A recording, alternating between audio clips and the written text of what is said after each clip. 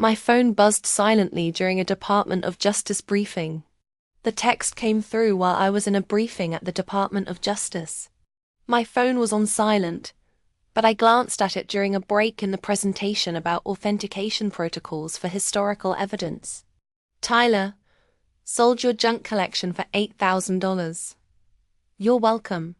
That antique dealer finally gave me a decent offer. Before I could process that message, another came through. Dad, about time someone cleaned out that storage unit. Tyler's paying this month's rent with the money. Smart thinking, son. I stared at my phone screen, my mind racing through the implications. I typed back carefully. Me totated. District Attorney Morrison noticed my expression. Everything all right, Agent Parker?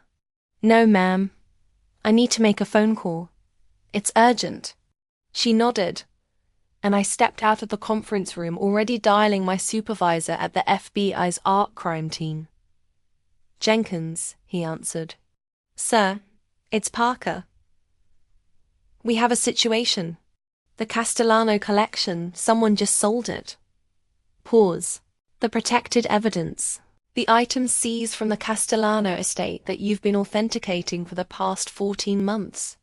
Sir, my brother just texted me that he sold my junk collection to an antique dealer for $8,000. Your brother sold federal evidence. He didn't know it was federal evidence. My family thinks I'm a history teacher. They don't know I'm a special agent with the art crime team. The collection was stored in a unit registered under my name while I completed the authentication process. Jesus Christ, Parker. Do you know which dealer? Not yet, but I can find out then, sir. We need to move fast. If those items enter the black market before we recover them, the entire Castellano case could be compromised. Agreed. I'm authorizing an immediate evidence tampering investigation. Get me the dealer's information and location. I'll have a team ready within the hour. I called my brother. He answered on the third ring, sounding pleased with himself. Hey Ethan, did you see my text? Pretty good deal, right? That guy came up from the $6,000 he originally offered. Tyler, I need the name and address of the dealer. You sold to right now. Whoa, calm down. Why are you so worked up? It was just your old stamp collection and those weird documents. You've had that stuff sitting in storage for over a year. I figured you forgot about it. Tyler, the name now. Geez. His name is Marcus Webb. He has a shop called Webb Antiquities on 14th Street. He seemed really excited about some of the stuff. Actually said something about rare postal history. I thought he was just being nice. But hey, $8,000 is $8,000. My blood ran cold. Marcus Webb was a known fence for stolen historical artifacts. We'd been building a case against him for 6 months. Tyler, listen to me very carefully. Do not spend that money. Do not touch it. Do not do anything until I get there. What? What? It's my money now. Well, technically, it's going toward the storage unit fees and Dad's truck repair. But what address are you at right now? I'm at Dad's house. We're having a barbecue to celebrate. Mom's here. Aunt Linda, Uncle Rob. Why are you being so weird about this? I'll be there in 40 minutes. Do not leave. Do not spend that money. I hung up before he could argue and called Jenkins back. Sir, the dealer is Marcus Webb at Webb Antiquities on 14th Street. Jenkins swore. The same Webb we've been investigating. The same? My brother just sold federal evidence to a known criminal fence. We need 2 teams. One for recovery at Webb's location. One for my family's residence to secure the transaction evidence. Agreed. Give me the address for your family. And Parker. This is going to get complicated. I know, sir. 45 minutes later, I pulled up to my father's house in suburban Virginia. 3 unmarked FBI vehicles parked behind me. Jenkins emerged from the first one along with 4 other agents from the art crime team. 2 agents from the evidence tampering unit arrived in a separate vehicle.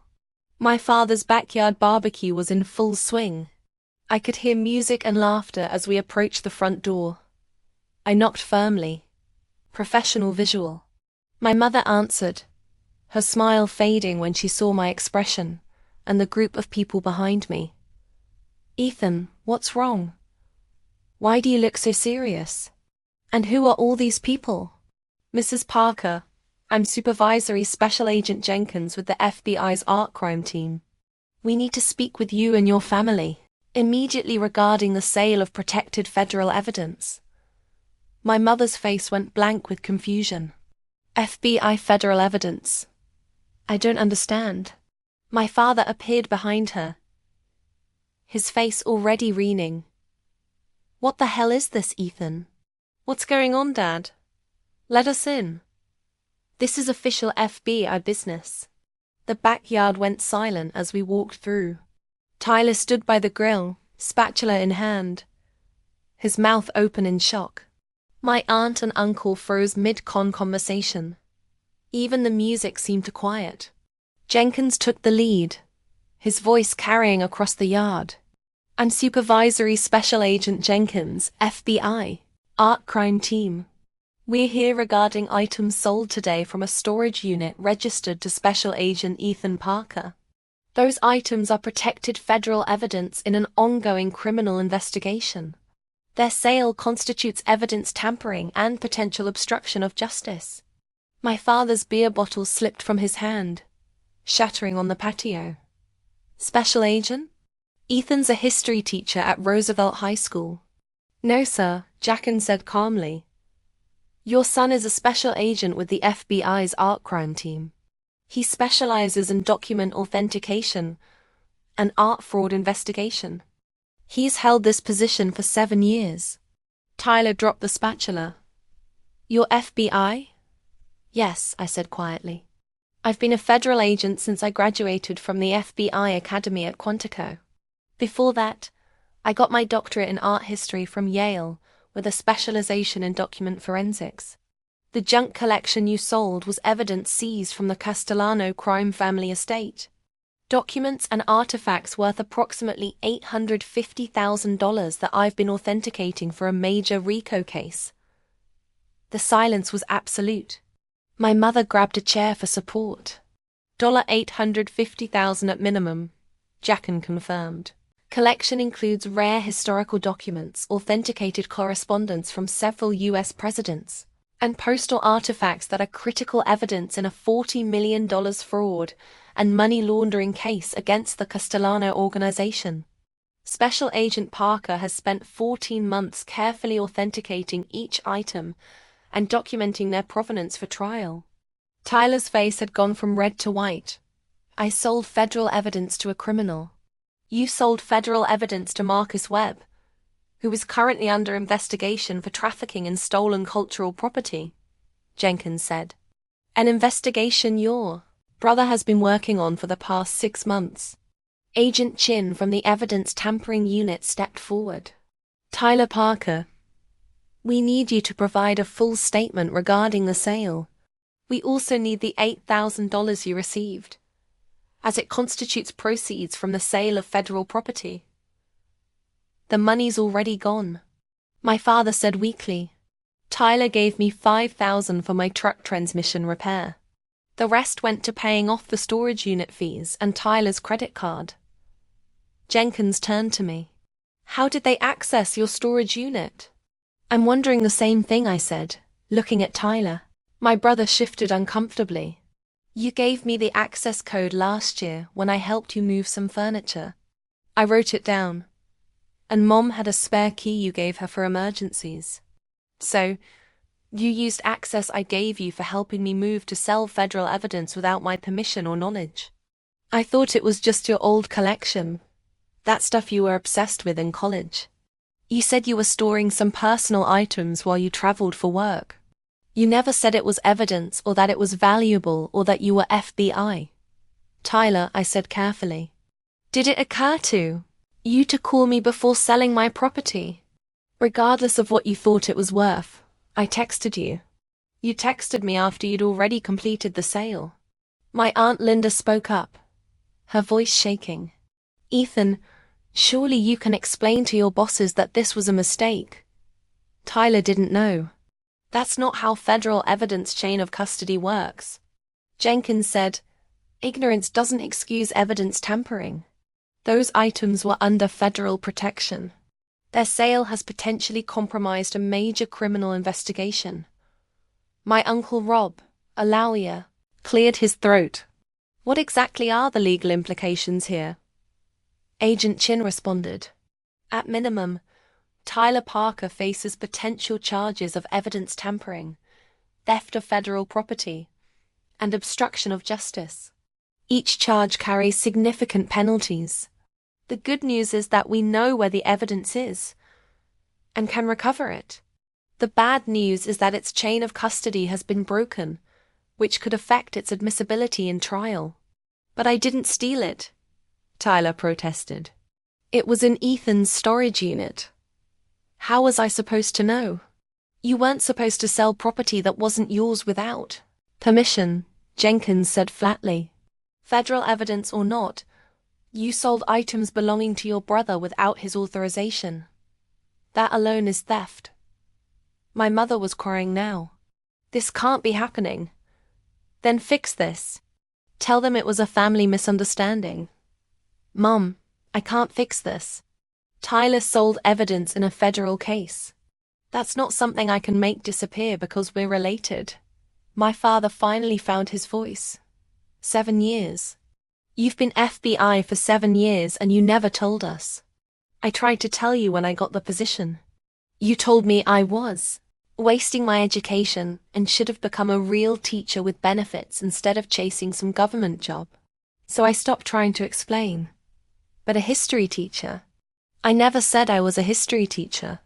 You assumed that because I have a history degree. I said I work in historical research and documentation, which is true. I research and document historical artifacts as evidence for federal cases. You assumed I meant I taught high school. I didn't correct you because every time I tried to explain my actual work, you dismissed it as a waste of time. Tyler sat down heavily on a deck chair. $850,000. Oh my God, Webb only gave me $8,000. He ripped me off for almost $1 million. Webb is a criminal offense, I explained. Of course he ripped you off. He knew exactly what those items were worth. That's why he's under investigation. And now you've handed him evidence that could have put him and the Castellano family away for decades. Jenkins's phone rang. He stepped away to answer it, then returned with a grim expression. Recovery team just hit Webb's shop. He's in custody, but several items from the collection are already gone. He sold them this afternoon to an overseas buyer. They're being shipped out tonight. Which items? I asked urgently. The Lincoln correspondence and the Revolutionary War postal documents. I closed my eyes. Those were 2 of the most critical pieces. Letters that directly tied the Castellano family to historical document fraud and money laundering schemes dating back 30 years. We can intercept the shipment, Jenkins said. But this is going to delay the trial by months, maybe years. The defense will argue chain of custody was compromised. And they'll be right. All because of a barbecue celebration, I said quietly. My father bristled. Don't put this on us. You're the one who didn't tell us what you really did. I'm the one who stored federal evidence in a secured facility with restricted access that you violated. I shot back. I'm the one who spent 14 months carefully authenticating and documenting every single item in that collection. I'm the one who's now going to have to explain to a federal prosecutor why evidence in his case was sold to a criminal offense because my family thought I collected junk. Agent Morrison from evidence tampering cleared her throat. We need to conduct formal interviews with everyone present. Tyler Parker, you'll need to come to the federal building for a full statement. Mr. and Mrs. Parker will need your statements as well regarding knowledge of the storage unit access. Are we being arrested? My mother asked, her voice barely a whisper. Not at this time, Morrison said. But the U.S. Attorney will review the case and determine if charges will be filed. Cooperation will be a factor in that determination. Tyler stood up looking ill. I cooperate. I'll tell you everything. I didn't know. I swear I didn't know. Your knowledge or lack thereof doesn't change the fact that you sold federal evidence. Jenkins said it may affect sentencing but not culpability. My Aunt Linda spoke up again. This is insane. You're going to destroy your family over some old papers. Those old papers are evidence in a case against a crime family responsible for fraud, money laundering, and 3 murders, I said sharply. And I'm not destroying my family. Tyler destroyed his own future when he decided to sell property that wasn't his without asking permission. But family should come first, she insisted. Tell me. I said coldly, if Tyler had stolen a car, would you expect me to cover for him because we're family? If he'd robbed a bank, should I hide him from the law? Where exactly is the line where family loyalty trumps federal law? Silence. That's what I thought, I continued. You want me to value family over law when it benefits you. But if Tyler had stolen from a stranger, you'd expect that stranger to press charges. You'd expect the police to investigate. You'd expect justice to be served. The only difference here is that the victim of Tyler's theft is the federal government, and the investigator is me. My father shook his head. I don't even know who you are. I'm the same person I've always been, Dad. You just never bothered to really look. You never asked about my work beyond the surface level. You never expressed interest in my accomplishments. When I got my doctorate, you asked when I was going to get a real job. When I joined the FBI, you assumed I meant I was an administrative assistant. You saw what you wanted to see. A disappointing son who wasted his education. You never saw the truth. A federal agent who's one of the top document authentication experts in the country. Jenkins interjected. Agent Parker has testified before Congress twice on art crime legislation. He's authenticated evidence that's led to the recovery of over $20 million in stolen art and artifacts. He's considered one of the premier experts in his field. His work has been published in multiple academic journals. My mother looked at me like I was a stranger. Congress academic journals. Ethan, why didn't you tell us? I tried. Mum, every time I started to explain, you changed the subject or made a comment about how I should have gone to medical school like Cousin Jennifer. Eventually, I stopped trying. The next several hours were a blur of interviews, statements, and paperwork. Tyler was taken to the federal building for formal questioning. My parents gave statements at the house. Webshop was searched thoroughly, yielding several other stolen items that expanded our investigation. By evening, the barbecue celebration had turned into a family crisis. I stood in my father's driveway as the sun set, watching the last FBI vehicle prepared to leave. Jenkins approached me. You handled that well, he said. I know it wasn't easy. It was necessary. The U.S. Attorney is reviewing the case. Given Tyler's cooperation and the fact that we recovered most of the evidence, she may offer a plea deal.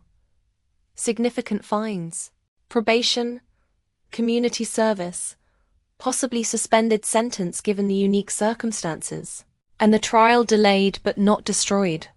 We'll argue that the chain of custody break was due to criminal interference by a third-party web. The evidence itself wasn't contaminated, just temporarily misplaced. It'll be a fight, but the case is still solid. I'll need to authenticate everything that was sold. I know. Take a few days first. Deal with your family situation. Then we'll tackle the re-authentication process. After Jenkins left, my father came outside. We stood in awkward silence for a moment. $850,000, he finally said. Tyler sold almost $1 million worth of evidence for $8,000. That's what happens when you don't ask questions before taking what isn't yours. He thought he was helping. Thought he was cleaning out junk to save you storage fees. He thought wrong. And his assumptions just cost him his clean record and possibly his freedom. My father looked old, suddenly defeated. Why didn't you tell us? Really, because every time I tried, you made it clear you weren't interested. My work was boring government stuff. My education was wasted on paper shuffling. My career was not a real job. After years of dismissal, I stopped sharing. I kept my professional life separate from my family life. Because my family never valued it anyway. That's not fair, isn't it? I turned to face him. When I got accepted to Yale's doctoral program, you asked why I was still in school instead of working. When I graduated with my PhD, you didn't come to the ceremony because it was too far, even though it was 3 hours away. When I got accepted to the FBI Academy, you told me government jobs were unstable and I should get something secure instead. What point did you ever show interest in or support for my actual career? He had no answer. I love you, Dad. I love this family, but I'm not going to apologize for your inability to see me clearly. And I'm not going to compromise a federal investigation because Tyler made an illegal decision based on false assumptions. He's your brother and he still has to face the consequences of his actions. That's how the law works. It doesn't have family exemptions. My mother came outside then, her face puffy from crying. Ethan, the lawyer your uncle called, says Tyler could face up to 5 years in prison. That's the maximum sentence for evidence tampering. More likely, given his cooperation, he'll face fines and probation. But Mum, that's not my decision. That's up to the U.S. Attorney's office. Can't you speak to them? Put in a good word. I can confirm his cooperation. I can note that the evidence was recovered, but I can't ask for special treatment because he's my brother. That would be inappropriate and potentially illegal. She shook her head. I don't understand this world you live in. These rules that matter more than family. These rules protect everyone's rights equally, Mom. They ensure that powerful people can't just do whatever they want without consequences. They're the foundation of our entire justice system. If I started making exceptions for family, how could I ever claim to uphold the law? But he's your brother, she repeated, as if that should override everything. Which is why this is so difficult, I said softly. But difficult doesn't mean wrong. Tyler broke the law. He'll face consequences, and I'll continue doing my job. Those two things can both be true simultaneously. Tyler emerged from the house, then having returned from his interview at the federal building. His eyes were red, his face haggarded. They're charging me, he said numbly. Evidence tampering, theft of federal property, and obstruction of justice. My arraignment is next week. No one spoke. I'm sorry, Tyler said, looking at me directly for the first time. I'm so sorry, Ethan. I had no idea. Thought I was helping. I thought that storage unit was costing you money for no reason. I thought you thought without knowing the facts, I said. And you acted without permission. Those two things together created this situation. Is there anything I can do to fix it? Cooperate fully with the investigation. Accept responsibility and learn from this. He nodded slowly. The agent said if I plead guilty and cooperate, they'll recommend reduced sentencing, fines, probation, community service, maybe no jail time. That's more lenient than most people get in evidence tampering cases. Because you vouched for me, he asked hopefully. Because you cooperated immediately and we recovered the evidence. Don't mistake prosecutorial pragmatism for family favoritism. The hurt on his face was evident, but I couldn't bring myself to comfort him. This was his mess to clean up. Over the next week, the full scope of Tyler's error became clear. The items he'd sold included authenticated letters from Abraham Lincoln discussing Civil War strategy valued at $185,000. Revolutionary War-era postal documents showing early American mail routes valued at $220,000. Correspondence between presidents and crime family members, proving decades of corruption, valued at $315,000. Rare stamps and postal artifacts used in money laundering schemes valued at $130,000. Total value $850,000. Tyler had sold all of it for $8,000 to Marcus Webb, who immediately recognized the value and began arranging sales to overseas collectors before we could intervene. The recovery operation took 3 days and involved Interpol coordination. We got everything back, but the chain of custody was irrevocably broken. The Castellano defense team immediately filed motions to suppress the evidence.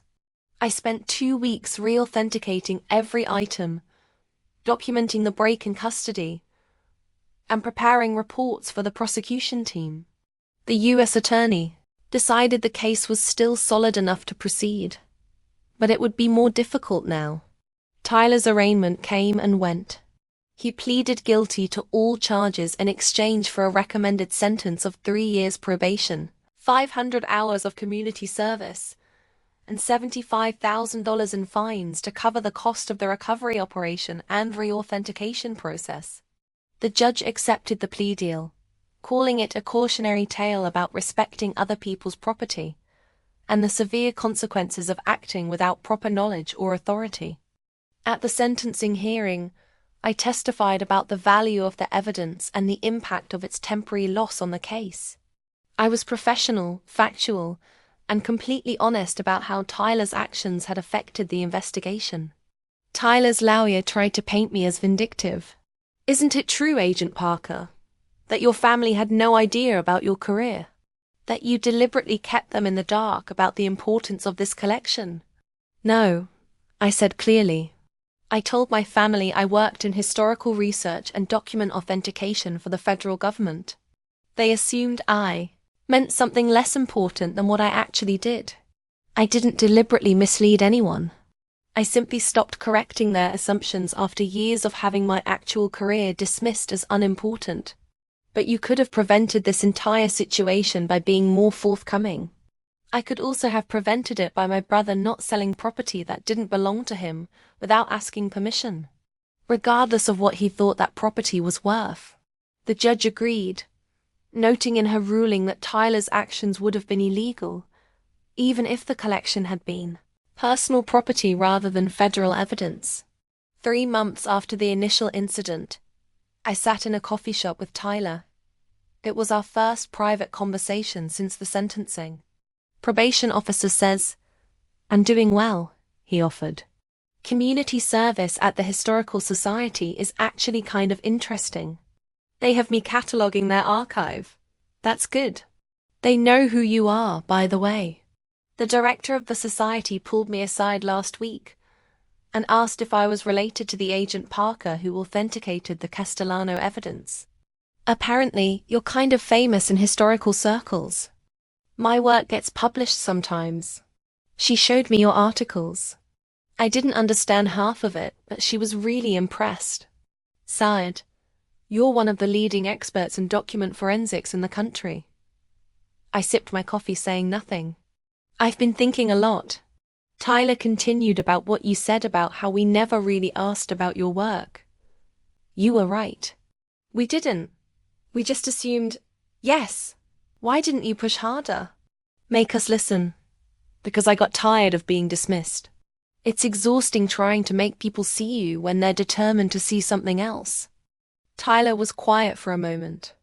"I see you now. For what it's worth. I see that I screwed up. Big time. Not just by selling the evidence, but by never caring enough to know what you actually did for a living. By treating you like the family disappointment when you were actually this accomplished federal agent the whole time. I'm not looking for apologies, Tyler. I know, but I'm giving you one anyway. I'm sorry I didn't value you. I'm sorry I made assumptions. And I'm really sorry I sold your stuff without asking. Even if it had just been your old stamp collection like I thought. I should have called you first. Yes, you should have. Will we ever be okay again? As brothers, I considered the question carefully. That depends on what you do going forward. I can forgive what happened, but I won't forget it. And I won't tolerate being treated as less important than I am ever again.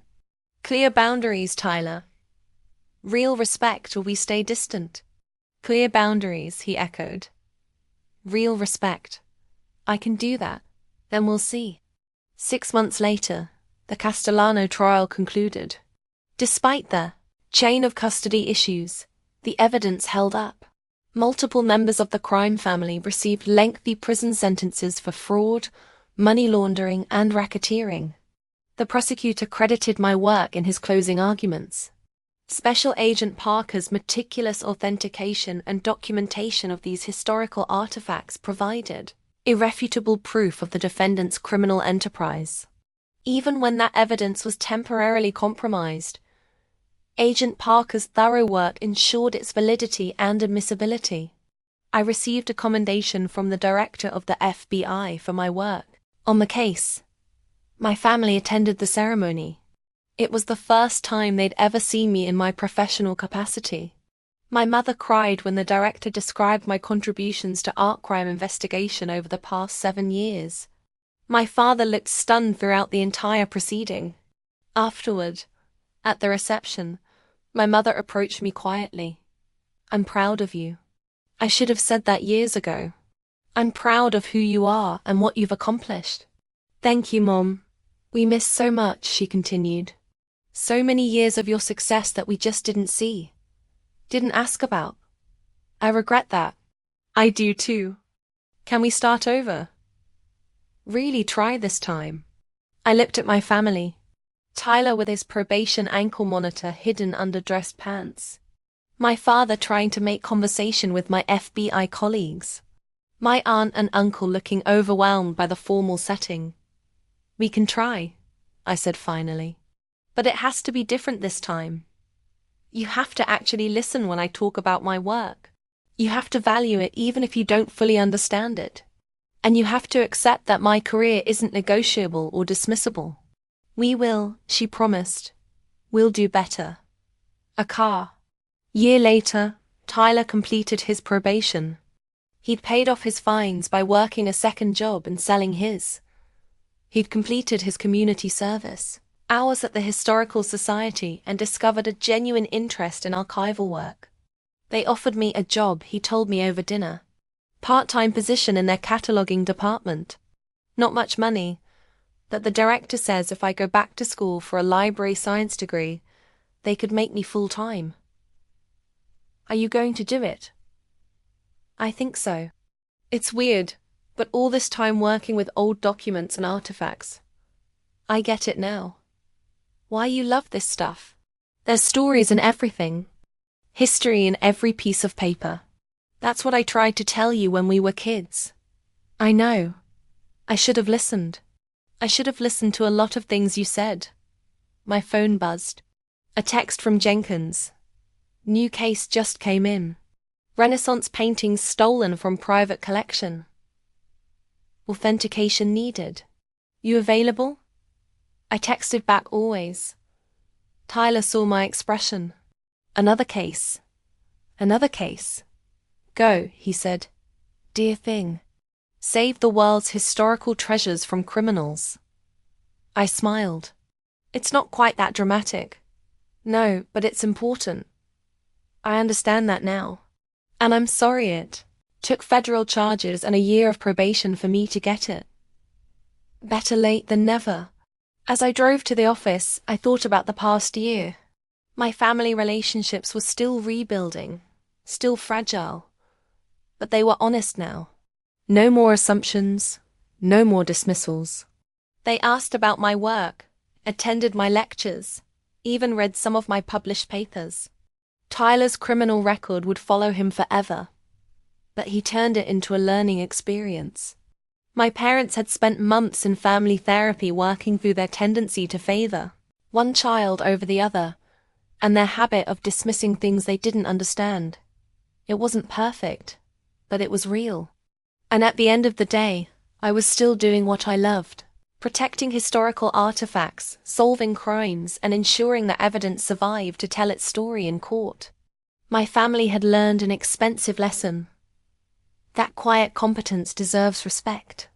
That assumptions can be dangerous. And that some junk collections are actually priceless evidence worth $850,000 and a federal investigation. They'd learned it the hard way, but they'd learned it nonetheless. And as I pulled into the FBI parking garage, ready to authenticate yet another collection of stolen art, I felt satisfied. Not happy about what my family had gone through, but satisfied that justice had been served, evidence had been protected, and everyone had finally learned their lesson. Sometimes the best outcome is the one where everyone emerges changed for the better, even if the path to get there was painful. My name is Special Agent Ethan Parker, FBI Art Crime Team, and my collection is never junk. It's evidence. It's history. It's justice. And it's worth fighting for, even when the fight is against your own family's ignorance, because that's what integrity looks like.